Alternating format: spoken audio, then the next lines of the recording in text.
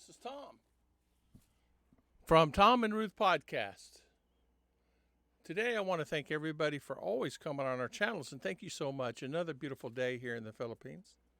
I'm going to talk here today probably 20, 30, 45 minutes or whatever. We're going to talk about something that's near and dear to my heart. The weather here today is it's actually nice here. A little bit getting warm, and the clouds are disappeared this morning. It's 10:42 in the morning, and we got sunny skies. Of course, when that sun comes out, it's going to be a hot day in the Philippines. But today we're going to talk about something, and I've talked about this quite a few times, but today I'm going to talk about a story, and I think everybody pretty well knows this story. It's someone that's sent money here to the Philippines and sent a total of $299,000 US dollars to the Philippines to a Filipina. And in this story, true story, she with this is really unique. The backstory on this lady is she knew what she was doing when she was doing it. She knew that she was getting a man in order to get the money. She had planned this out from the beginning. And not only that, she's married and she has 2 kids. Now, the husband's pretty well denied the whole situation. The gentleman is someone that it actually goes with the story. It's kind of like the same story of the gentleman, Swedish man, that came in 2019 and had a case against the lady.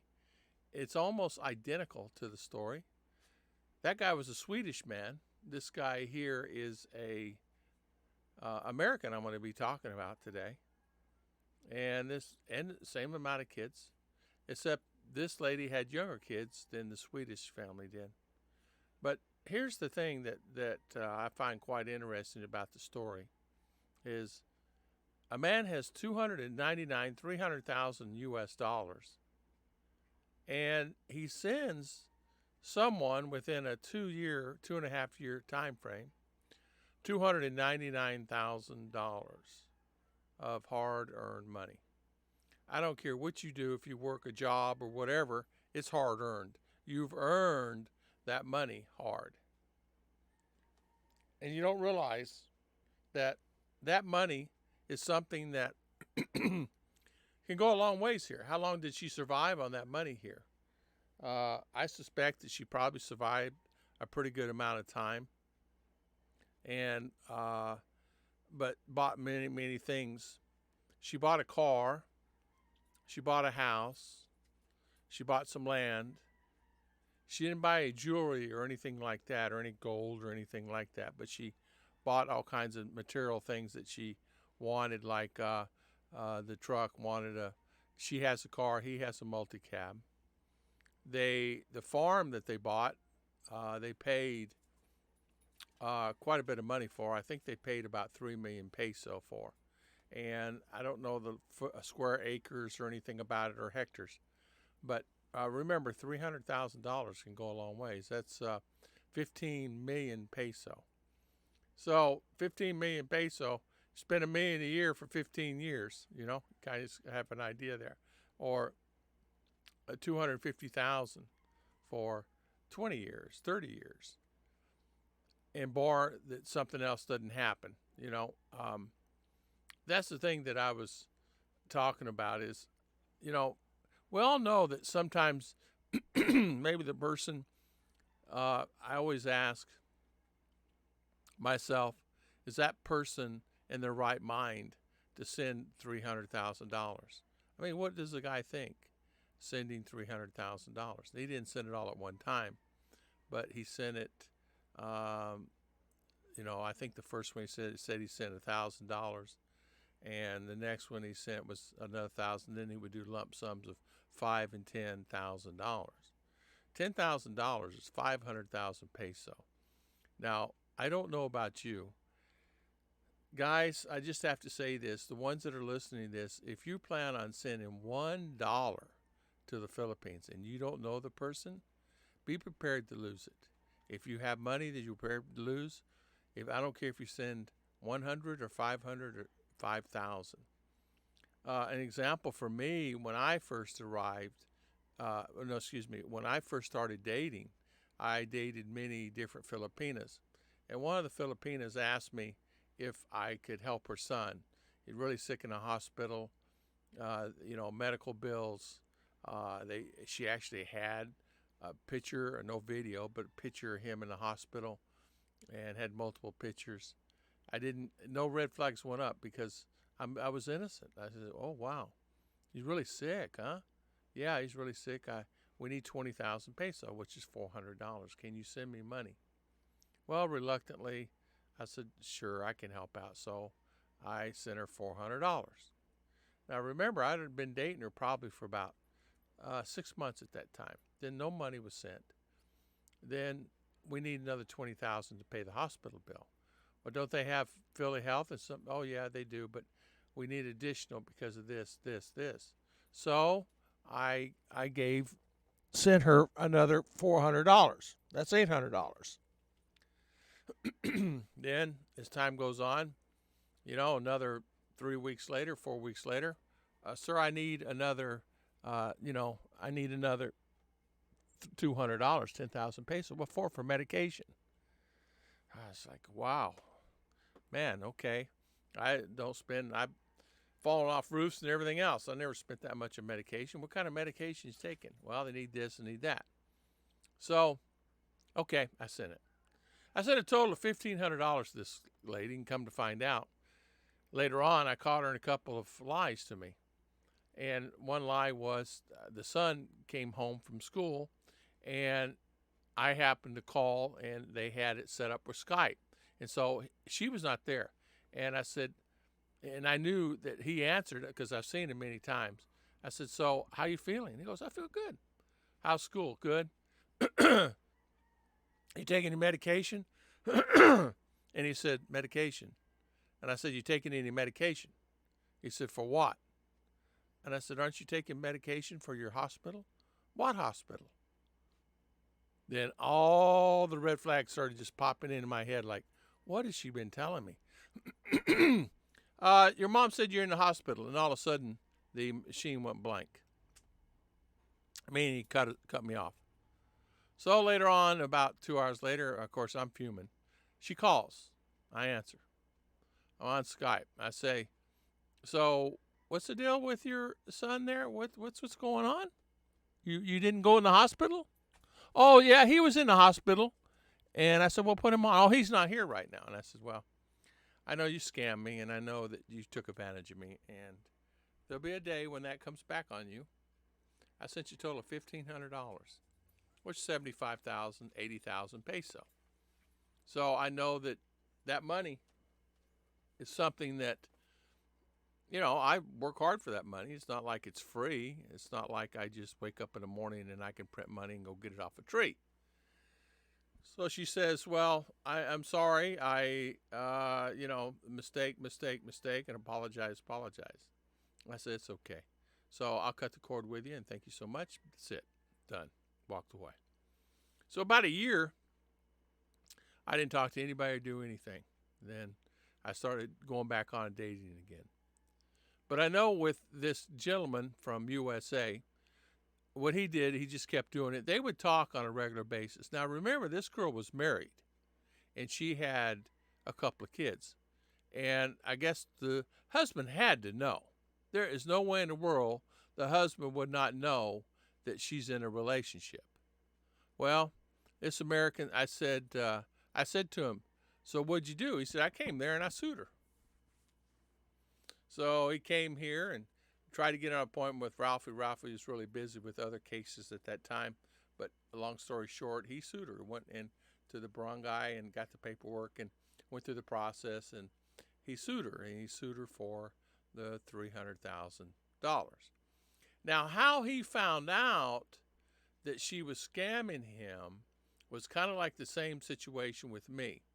He called her one time. The phone was on the table, and the daughter answered the phone. Hi, where's mommy? She's outside doing laundry. Oh, how are you? And you said her name, and they're talking. So how's things going? And Mommy bought a new car. Oh, she did? Well, she didn't tell me she bought a new. Yeah, you ought to see it's red. He said, so the little girl, as you know, kids will just tell everything that's going on in their life. It does not matter what it is. They're just going to tell you what's happening. They're going to tell you what's going on in their life. So uh, the the girl, he started asking her questions like, what's happening with uh, mommy? She bought a car. Did, what other stuff she buy? Oh, we're living in a newer house now. And he goes, a newer house? Yes, we're living in a newer house now. We moved to another house. And apparently, the money that he was doing was they were buying and building the house. And there was other things in there that he said set him off was they were building a nice house. And apparently she went and bought a house. And he was not aware that she bought a house.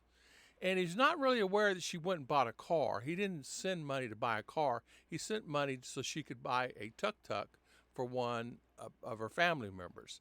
And other things, like they need tuk-tuk, they need fertilizer, they need things for the farm. And supposedly he sent money for a farm, which she did buy, put it in her name. But there's other things, there's discrepancies there. So eventually he just hung up with her because she's out there for a long time. Says, well, just tell Mommy I'll call back later. So he said, 5 or 6 hours later, he called back, and the girl, of course, the woman answered the phone, the mother, and said, hi, how are you? I'm fine. So he started asking her, but asking her in a way that she wouldn't so I talked to so-and-so today. She said you bought a car. Oh, yeah, I did. I forgot to tell you. Oh, you forgot to tell me you went and bought a car? How did you get the car? You have no credit. Oh, it's okay. I'm taking care of it on my end. You don't have to worry. On my end, I'm taking care of it. I'm making payments. From my money or money from somewhere else? She says, oh, from your money that you're sending me. He said, no, that's slotted for the farm, for the piggery, for tuk-tuks. That's slotted for other money, not for you to go buy a new car. And she also said you bought a new house. And she hem-hawed around about it. Yeah, we did. We're living in another house. What about the house we're building? Aren't we building a house on the land that I bought? Yeah, we're building that house too. Well, how did you start how are you affording all these things that you're buying? I'm financially got it set up to where we're okay. I'm making payments on the house too. He said, for my money? He said, yes, from your money. He said, that's not what I agreed to. I agreed that we're building a house. You're living in your house until we get that house built out there. We'll move out there and we'll live on the farm. I didn't want you to go to buy another house, and now you have a house that may or may not sell. What is in a subdivision? Yeah, it's in a subdivision. He said, those houses don't sell. I'm not buying a house in a subdivision. That's what I'm trying to get away with. I live in a house in a subdivision. Now, I want to get away. That money that you're spending is sales from my house, sales from land that I own here, sales from things that I'm selling, my old collector cars that I've had since I was in high school. That money you're spending is my money, is hard earned. Now, it got to the point where he said I was just stupid. I sent her more money. Now, at that point, he was at about 250,000, he said, but he ended up sending another up to $300,000. Well, what can you say to that? I can say it, but I'm not going to say it on here. You know exactly what I'm thinking. It's your fault then. Anything from that point on is your fault. I would have been on a plane. I would have got here and I would have talked to her personally. I would have went there. So eventually, a few months later, he stopped sending money, okay? Then she goes fanatic. I don't have any money. I got to pay my car payment and I got to pay the house payment. He says, I'm coming. I'll be there. Don't worry about it. I'll be there in a month. Tell them, give me the phone numbers to them, and I'll tell them I'll make payment directly to them for the house and the car. So she did. Well, he started inquiring about all kinds of other stuff. Well, When he inquired about the house, the lady wasn't thinking, inquired that the husband signed on the note. And he said, yeah, it's got Mr. and Mrs. so-and-so name, Mr. and Mrs.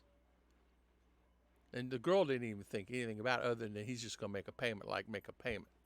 And she's thinking that, right? Well, he found out it was owned by her and her husband. Of course, he doesn't say anything. He gets on a plane immediately. He gets on a plane like quick. Tells his boss whatever he's doing here. So he's here. He gets here. He immediately catches her with her husband, which he did not know was her husband. Immediately goes to the house. Immediately goes to the house that he's making payment on, the new house that he's been making payment for both of them. So see, the guy knew it. But the guy said later on he did not in court. So, long story, the guy said, okay, this is it. You guys are going to jail. And I can't believe this happened. You guys took advantage of me. So he files the case. Long story short, they go to court, and the guy says, I can only pay you I'm making 15,000 peso a month on my job, and I can only pay you 2,000 a month because I need the other to take care of my wife and family. He says, well, we're selling that house. We can't sell it because nobody's buying it. Well, I'm selling the land. Well, the house and land's in our name, and the car's our name. And so the guy was kind of getting smart with the American. American says, it's all my money. Says, and of course, the judge says, listen, that's right. It is the American that sent that money here faithfully, and you guys lied and cheated and told different stories than what this guy has. What had happened, the guy, when he kind of figured it out, he videotaped a few calls when she was on that she was not aware of. And he had that available for proof that they were trying to get him, because she said, I need to make payment on that house. And then that's when the guy said, is that the house that you bought without my knowledge and you're making payments on? And she said, yes. Of course, they'd already went through that argument, and he says, okay, he was just making sure what house, right?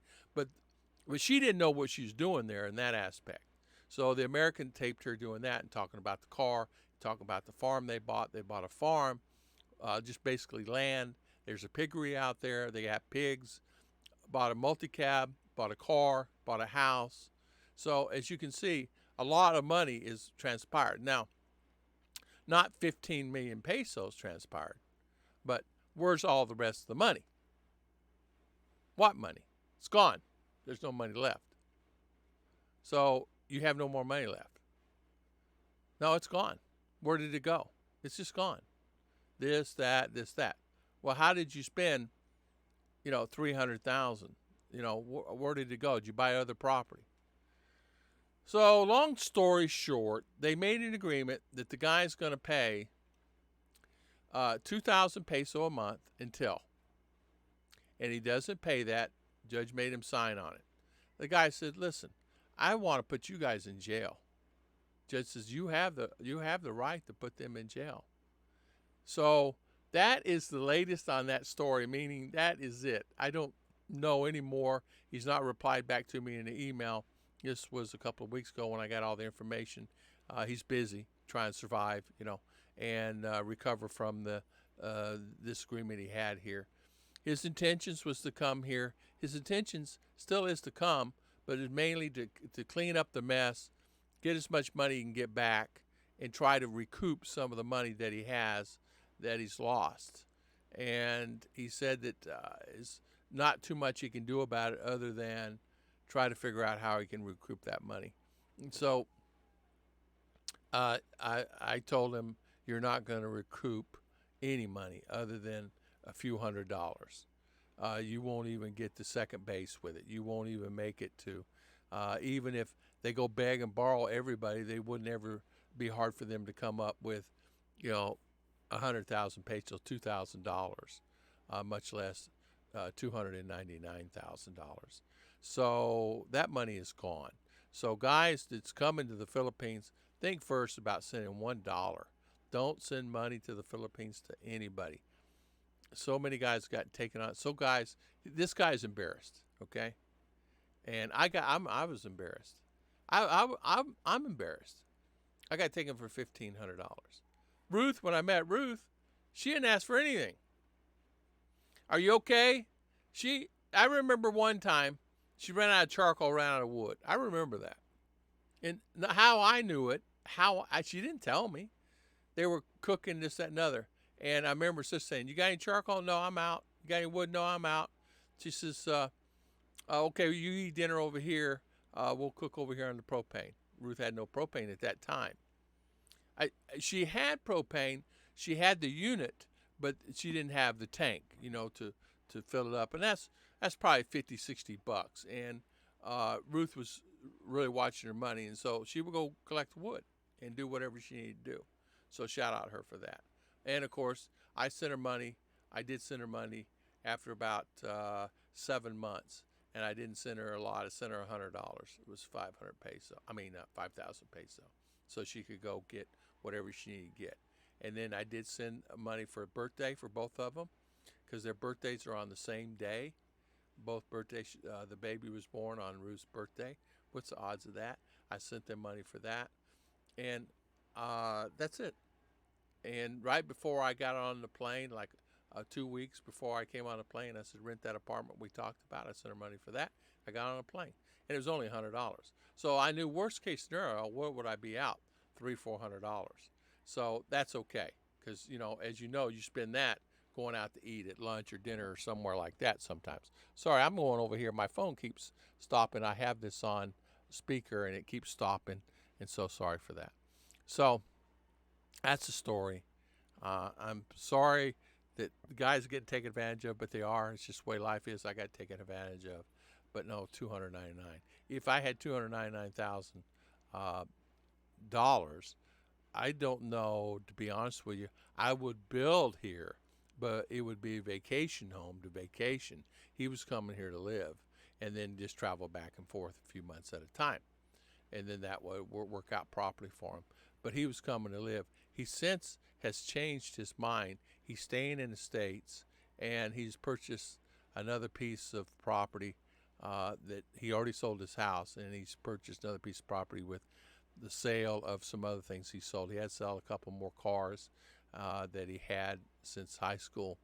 He had a high collection of cars, and he was still planning on keeping some high-end cars, and he decided he sold a few of them to send to her the money, and then kept some back there, of course. You know how it is. I don't remember what he said. It was, 20, 30,000, but he took money so he could sustain himself there, and so he's basically sour taste. God bless everybody. Thank you so much for always watching my videos. We're doing 20, 25 minutes. It doesn't matter. Thank you, and I'll talk to you guys next time on Tom and Ruth Podcast.